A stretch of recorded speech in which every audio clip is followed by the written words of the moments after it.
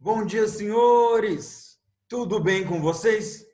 Espero que esteja sim, que tudo esteja indo mais tranquilo possível dentro das nossas realidades, tá? Vamos lá, vamos continuar nosso conteúdo, vamos trabalhar com coisas mais interessantes. Hoje, nossa aula ela é um pouco mais teórica, tá? Hoje nós vamos falar basicamente de quatro autores, tá? Quatro autores ligados ao período que vocês estão vendo, tá? Vocês já viram aí no título do vídeo que nós vamos falar hoje sobre o absolutismo, tá? O absolutismo, ele vai se desencadear principalmente na Europa, que é nosso foco de estudo, tá? E para que ele ganhe poder, para que ele ganhe maior importância, ele vai contar com o apoio de intelectuais. Ele vai contar com o apoio de pessoas que vão teorizar sobre. Tá? Então, ele não vai ser só um fato isolado, um fato em si. O absolutismo, para conseguir chegar onde chegou, ele vai contar, então, com os seus famosos teóricos. Claro que nós não vamos ver todos eles. Separei apenas 4 dos mais importantes. E uma coisa que eu preciso falar desde o início é que tudo que a gente fala sobre interpretação de livros, ela é suscetível a questionamento. Um dos autores que eu vou trabalhar hoje, muita gente fala que ele não é absolutista, que ele não vai tratar do absolutismo. Tá? Isso é verdadeiro, mas na época ele foi usado dessa forma, ele foi usado para reforçar o absolutismo. Tá? Nós já vimos em outros vídeos que absolutismo é o fato do rei ganhar poderes absolutos. Nós já vimos que o absolutismo ele vai se dar de forma geral com o apoio da burguesia e o apoio da nobreza, ambas ganhando vantagens sobre isso. Tá? Na prática, é assim que acontece. Mas, nesse processo que ele é longo, vão aparecer algumas pessoas para teorizar sobre isso. Tá? Primeiro teórico que nós vamos ver é o senhor Nicolau Maquiavel. Ele tem uma cara de safadinho, não tem? O Maquiavel, Nicolau Maquiavel, ele ganhou uma péssima fama por causa de leituras estreitas de seu livro. Tá? Ele foi um homem extremamente culto, extremamente erudito. Ele vai escrever peças, ele vai escrever vários trabalhos, ele vai ser músico, inclusive, mas o livro mais famoso dele é O Príncipe. Só que o livro dele não se chamava O Príncipe quando ele o escreveu. Quando ele escreve, ele chama de Dos Principados, ou seja, seria um tratado para falar dos principados. O editor, que na hora de editar, trocou aí. Uma coisa que é importante a gente saber é que foi um livro que ele foi escrito em 1513 e só foi publicado em 1532. Repara que é um delay aí, tá?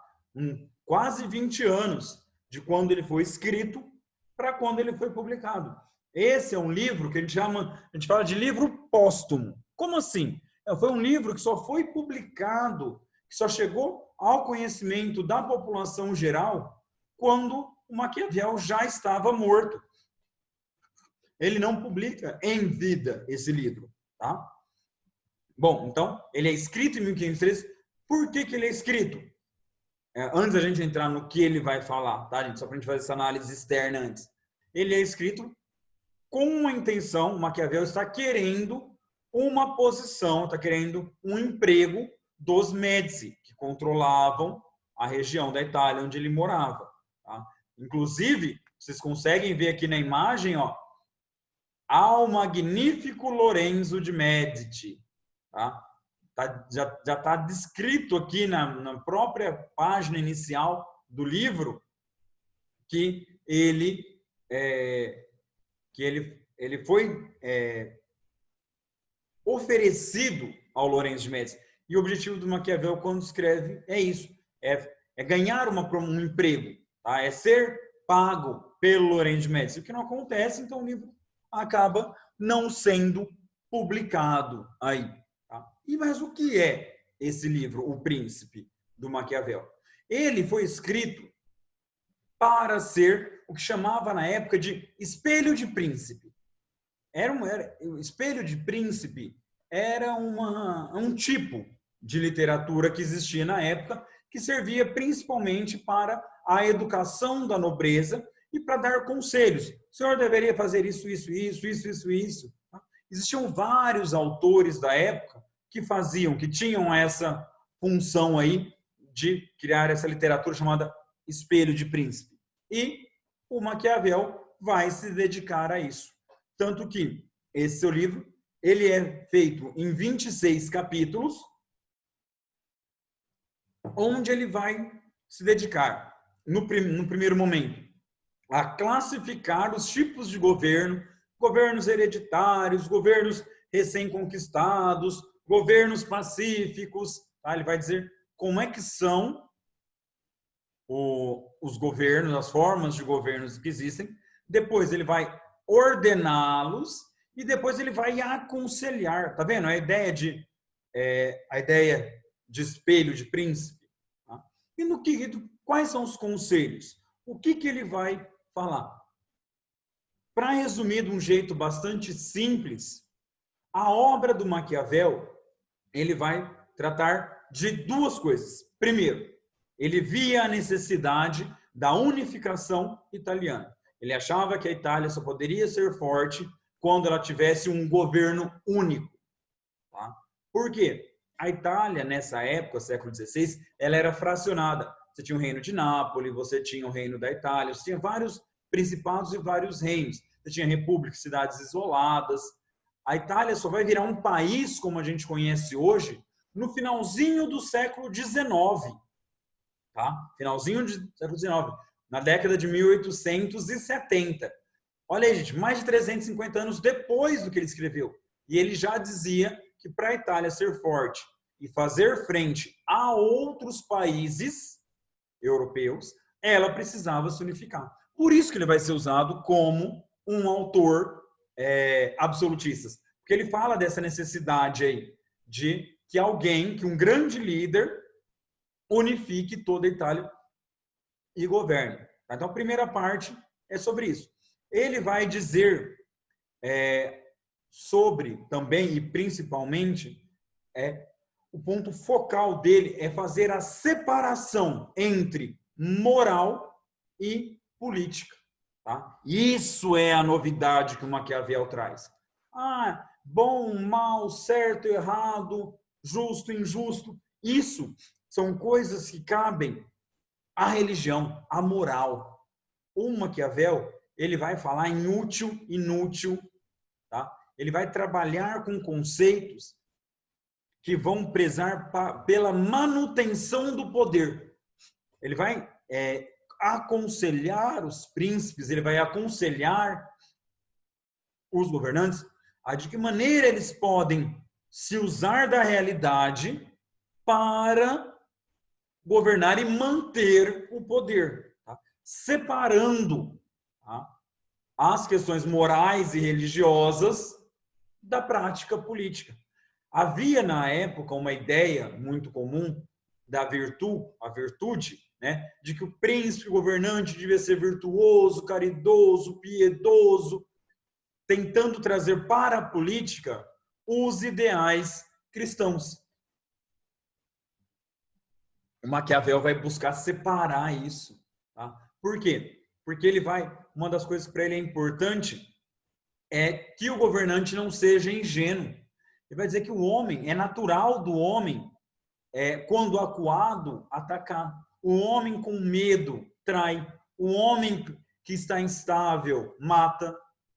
Então, o príncipe deve saber de tudo isso para poder agir. Ele não deve ser bondoso, em certa medida. Ele deve ser justo, em certa medida. Ele deve cumprir o que prometeu, em certa medida. Tudo pensando, e essa é a palavra mais importante, para o bem maior, para o bem comum. Se para o bem da nação, é importante que o príncipe descumpra um acordo que ele fez, ele deve descumprir. Eu sou o príncipe, eu prometi que eu vou distribuir alimentos para a cidade de Ribeirão Preto. Se para o bem do Brasil eu devo descumprir isso, eu devo descumprir. O que interessa é o bem maior, é a manutenção do poder, é eu continuar sendo príncipe, eu continuar sendo respeitado e o bem comum. Não um bem moral. Tá? Se eu preciso matar 10 mil para que 100 mil vivam, eu devo fazer, mesmo sendo errado matar 10 mil. Por causa dessas ideias tiradas do contexto, a gente criou a ideia de maquiavélico, de uma pessoa ruim, trapaceira. Tá? E também criou-se uma coisa que não está no livro. Tá? Eu ia trazer o príncipe para vocês, eu tenho ele aqui em volume, mas eu acabei esquecendo de trazer. Não está no livro, que é a ideia de os fins justificam os meios. Isso não está em Maquiavel. Você pode pegar o livro inteiro e procurar, não vai ter essas palavras. É lógico. Isso é uma interpretação cabível do trabalho do Maquiavel, mas não está lá. Tá? Ele vai dizer coisas que nos levam a refletir sobre isso. Que o príncipe tem que fazer o que for necessário, mesmo que haja sofrimento de parcela. Porque o que é importante é o comum. O que importa é o bem social, tá? Não individual. Trouxe para vocês uma frase dele para a gente pensar um pouquinho. O príncipe não deve ter bondade como fundamento de suas ações, mas deve saber ser bom ou mal conforme a necessidade política. Se puder, deve ser bom, mas, se necessário, deve usar a maldade, evitando sempre o meio termo. Deve evitar ficar em cima do muro e perder a hora para um lado ou para o outro. Tá vendo aí? Nessa frase eu consigo exemplificar para vocês a ideia de espelho de príncipe, a ideia de manutenção do poder, a ideia de aconselhamento e a ideia de separação entre moral e política, que é o fundamento máximo do trabalho do Maquiavel. Tá? Hoje em dia, existem pessoas que vão dizer o Maquiavel é republicano, o Maquiavel é monarquista. Todas essas interpretações estão abertas e são possíveis, de acordo com o olhar que se dá. Se você pensa no Maquiavel como um homem do século XVI, é difícil pensar nele totalmente como um republicano. Tá? Mas, indiscutivelmente, ele vai falar a favor do absolutismo, a favor da tomada de poder por um governante e a manutenção desse poder. Ok? Um outro grande autor que nós vamos falar agora é o Thomas Hobbes. Deixa eu só tirar meu rosto da frente do nome dele, senão eu vou atrapalhar vocês. Aê! O Thomas Hobbes, ele vai ser inglês, tá? Enquanto o Maquiavel é italiano, o Hobbes é inglês. E o Hobbes vai escrever, sua maior obra é o Leviatã. Aqui, ó, nós temos a capa, né? O frontispício do livro. A capa do livro dele, que é o Leviatã. Qual é a ideia do Hobbes? O Hobbes, ele é um justnaturalista. Como assim? Ele vai dizer que existem direitos naturais, que existem direitos, que existem leis que são naturais e que devem reger a vida do homem. Tá? E aí, para entender a sociedade, para entender a necessidade das coisas, o Hobbes vai pensar na origem humana, em como é o ser humano, como é o homem em seu estado de natureza, como era o homem antes do contato com o outro humano, antes da sociedade. E ele vai perceber, ele vai dizer que o homem, antes de mais nada, é um ser medroso. O homem tem muito medo. O homem tem medo do quê? Ele tem medo da morte, ele tem medo da fome, ele tem medo da dominação, ele tem medo da precariedade. E todas as ações humanas são feitas por causa do medo.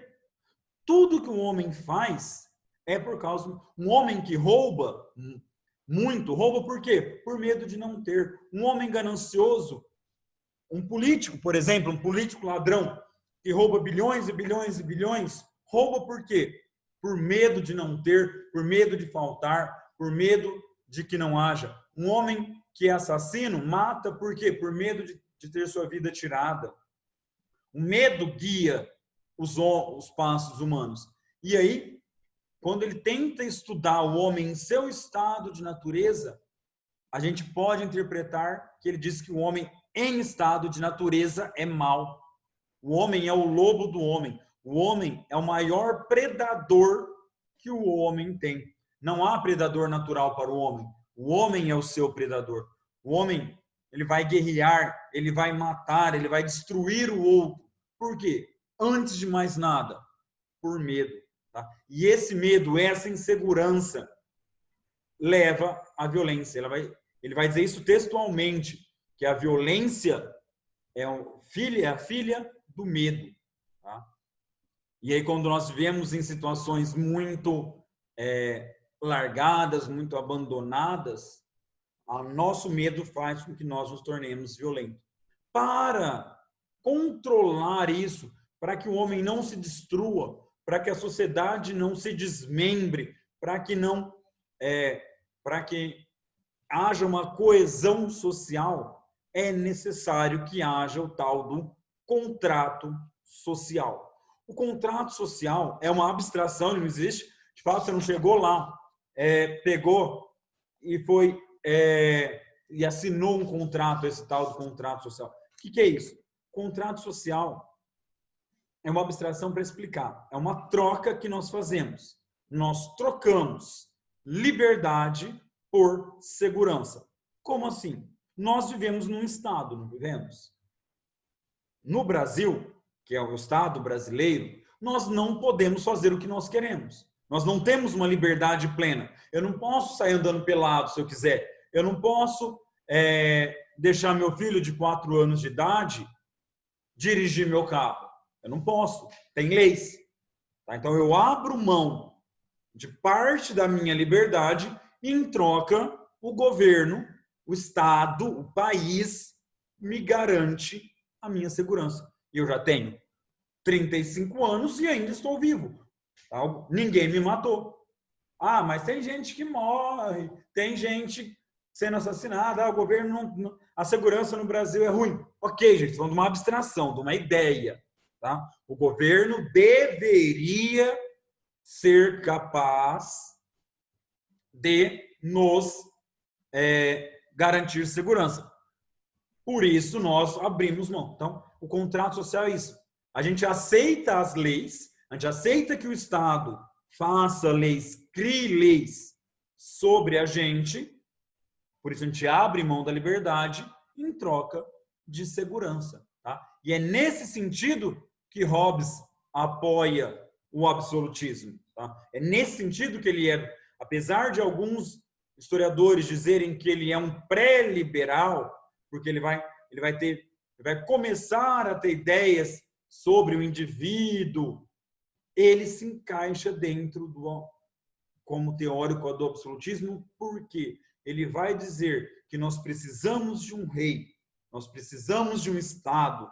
Ele não vai usar essa palavra, mas nós precisamos de um governo forte para garantir que nossa natureza destrutiva, cruel, maléfica, não destrua a sociedade. Tá? Então, por isso que nós vamos precisar de um Estado, de um governo, de um rei. Tá? Precisamos de um rei para quê? Para que mantenha a segurança e a coesão social. Ok? O outro teórico que nós vamos trabalhar é o Jean Baudin. O Jean Baudin, ele já é mais a favor do absolutismo mesmo, mais literal, não tem como fugir. Enquanto o Maquiavel e o Hobbes são questionáveis quanto teóricos do absolutismo, o Jean Baudin não tem jeito, tá? Ele vai ser totalmente a favor de que haja um rei, de que ele mande, tá? Ele vai dizer que o país só vai ser soberano, só vai haver soberania quando houver um rei, quando houver alguém para mandar e essa pessoa mande irrestritamente. Tá? Ele vai dizer que a desigualdade ela é natural. Deus criou pessoas diferentes. Tá? É biológico, é natural. Tá? É natural, é da natureza que pessoas sejam diferentes. Tudo na vida é diferente. Tudo na vida é diferente. Por que na humanidade, na sociedade humana não vai ser? Tá? Depois tem uma frasezinha dele, uma citaçãozinha dele para a gente ler para entender isso melhor. A desigualdade não é possível que todo mundo seja igual. Por isso, algumas pessoas são superiores e outras são inferiores. E as superiores têm que mandar. E essa pessoa superior deve ser o rei. Tá? Essa naturalização da desigualdade é o princípio focal do Jean Baudin. Tá? Vamos dar uma olhada na citação dele. Todas as leis da natureza nos guiam para a monarquia. Seja observando esse pequeno mundo que é nosso corpo, seja observando esse grande mundo que tem um soberano, Deus. Seja observando o céu, que tem um só sol. Tá vendo aí a ideia dele de por que é importante? É natural que alguém mande e que um só mande. Deus é um só, o sol é um só. Na nossa cabeça nós temos só um cérebro, só uma cabeça. No nosso corpo nós temos uma só cabeça. Isso é natural.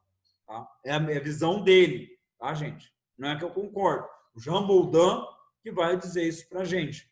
E ele vai ser ligado à legislação, ele vai criar bases legais para a ampliação do absolutismo dentro da França. Tá? Essa vai ser uma das funções aí do Jean Baudin, um dos escopos de vida dele. E nosso último teórico é o Jean-Jacques Bossuet. O Bossuet, ele vai falar sobre o direito divino dos reis. Ele não é o primeiro a falar disso e nem é o último, tá? Mas ele é o mais importante deles. Ele, olha a carinha dele, não parece o Donald Trump? O Jean-Jacques Bossuet, ele foi religioso, tá? Ele começa a vida como carmelita, depois ele sai da igreja, sai da vida monástica. E ele vai falar sobre o direito divino dos reis. Olha o livro dele, que legal. Política tirada das próprias palavras da Sagrada Escritura. Tá? Ou seja, a política deve ser feita, deve ser interpretada,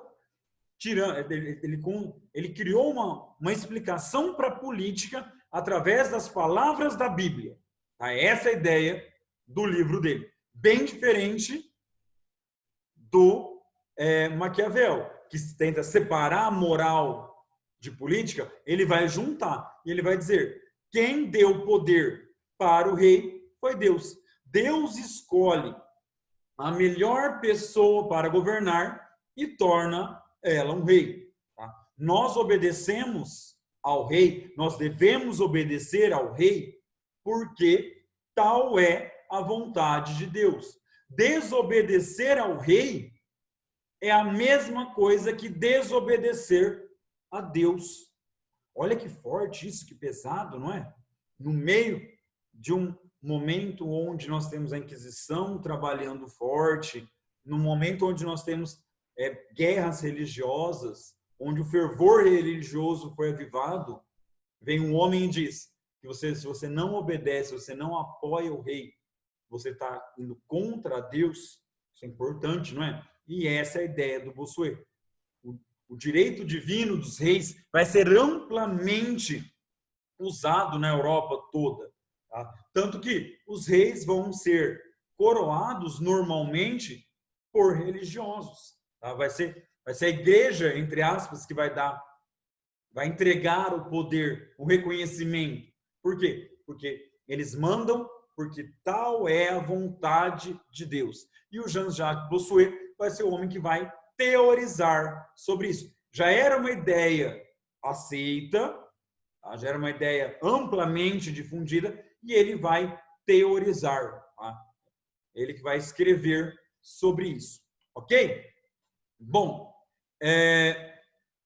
sobre o absolutismo, ainda nós vamos falar em outros vídeos, para esse aqui não ficar longo demais, já está compridinho, como é que ele vai acontecer na Inglaterra, como é que ele vai acontecer na França. Tá? Eu preciso que vocês entendam, do vídeo passado, aquela ideia geral, tá? Agora, os teóricos, quem vai escrever as bases mentais, a lógica teórica para o absolutismo, para depois a gente entender os casos particulares. Tudo bem? Ficou claro? Espero que tenha ficado. Grande abraço para vocês e